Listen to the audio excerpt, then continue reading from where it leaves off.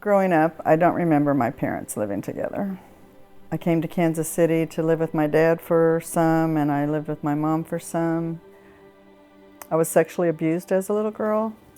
So as a teenager, I was very promiscuous. I started smoking and drinking.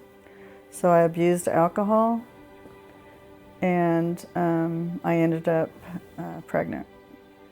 And back then, they didn't have a sonogram. You know, they just said, just tissue. So I went and had an abortion. For years and years and years, I prayed and asked God to put someone in my life, someone in my path, because my shame and my guilt was so bad for so long. And a gal comes up and asks me, she goes, "Can I ask you a personal question?" I said, "Sure." And she goes, "Have you had an abortion?" I said yes, and she said there was this ministry called If Not for Grace.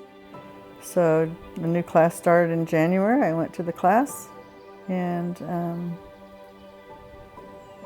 it changed my life. It's amazing the power I feel because I am God's child.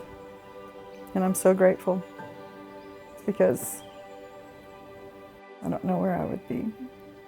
I just feel really free.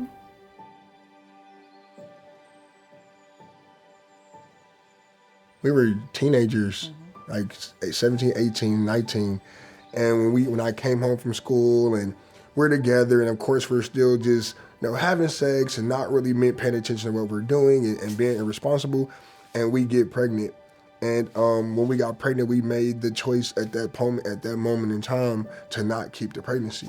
And then years later, then we wasn't married. Then when we got married, God brought it back up, right? So we wanted to start a family and have more kids and do all these things. And we got pregnant and we lost the first pregnancy.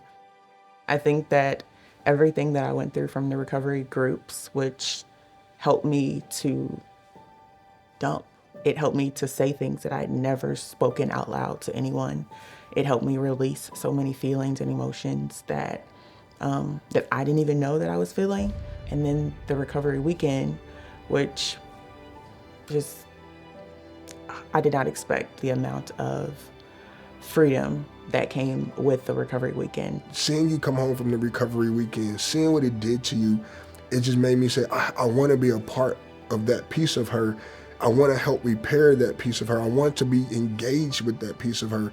I want to grow with her in these things, in the pains, in those things. It gave us an opportunity to view and look at the reality of what we're carrying and become safe places for each other. If Not for Grace has been life-changing for me. I believe that it restored a piece of hope that I was missing, and I think that it has just allowed me to receive another level of freedom that I did not know was available to me through Jesus Christ.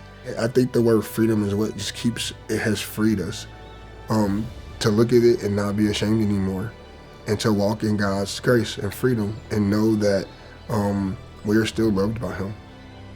In Isaiah 61, 1-3, which is the verse that really mandates what we do, it says that we are to be near to the brokenhearted. We are to help bind up their wounds and heal them, and to create a space for the Lord to create beauty from ashes. My favorite part of that verse is the end that says they will be planted by streams of living water and will become oaks of righteousness.